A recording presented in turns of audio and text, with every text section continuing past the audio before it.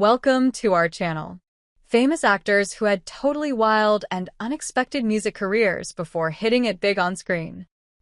This factoid about Maya Rudolph, the comedy star from Bridesmaids, Saturday Night Live, and The Good Place, is bound to blow the minds of Gen Zers and 90s music fans. First, a little background. You probably recognize the band below. It's Weezer, specifically the lineup from their 1994 debut album, which feature hits like Buddy Holly and Undone, the Sweater Song.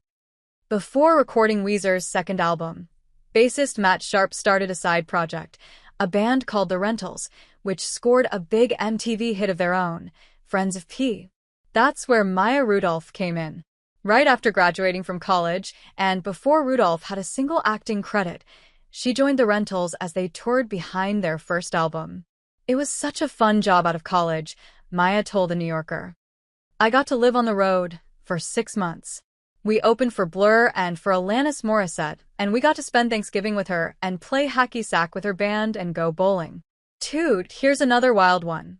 In the late 60s, comedy legend Chevy Chase attended Bard College in New York, where he studied English and played drums in a band called the Leather Canary. The exciting part? The other members of the band were Donald Fagen and Walter Becker. You know, Donald Fagen and Walter Becker, the Rock and Roll Hall of Fame inducted duo Steely Dan. 3. Academy Award-winning actor Brie Larson, Captain Marvel in the Marvel Cinematic Universe, also had a surprising and brief music career back when her acting career was in its embryonic stages. Larson began playing guitar at age 11 and soon started writing, recording, and uploading songs to her website. This led to her song Invisible Girl, written after she failed to win the role of Wendy in 2003's Peter Pan, getting some airplay on a Los Angeles radio station. Things kept looking up for Larson when the 16-year-old got signed to a major label deal and released her debut album Finally Out of P.E. You know Stephen Tobolowsky? The actor who played insurance agent Ned Ryerson in the 1993 classic Groundhog Day with Bill Murray. Well, before he went on to star in over 200 movies, like Freaky Friday, and on TV shows like Glee, he grew up in Dallas, where he and some high school buddies had a band called Cast of Thousands. We were a terrible folk rock band, Tobolowsky told the Lone Star Plate podcast. We were really bad. Terrible or not, in 1970, they were picked to record 2 songs on a garage band compilation. To fill out their sound, band member Bobby Foreman invited a kid from the neighborhood to play lead guitar, future blues legend Stevie Ray Vaughan. It was the first time we saw genius, Tobolowsky recounted, and when you see that for real, there's no coming back from it. You realize, 1, it exists, and that's good news, and then you realize how far away you are from that, and that is sort of bad news.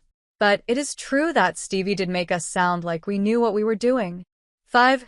Do you know actor Jason Schwartzman as a favorite of director Wes Anderson, having appeared in 8 of his movies including Rushmore and The Grand Budapest Hotel, but 4 years before making his professional acting debut, a 14-year-old Schwartzman joined the Los Angeles-based band Phantom Planet as their drummer.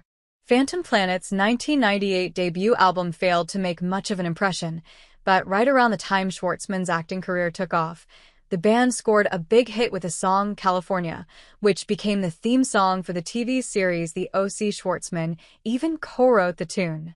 6. Long before Rashida Jones made us laugh on The Office and Parks and Recreation, she dabbled in the late 90s and early aughts as a professional singer.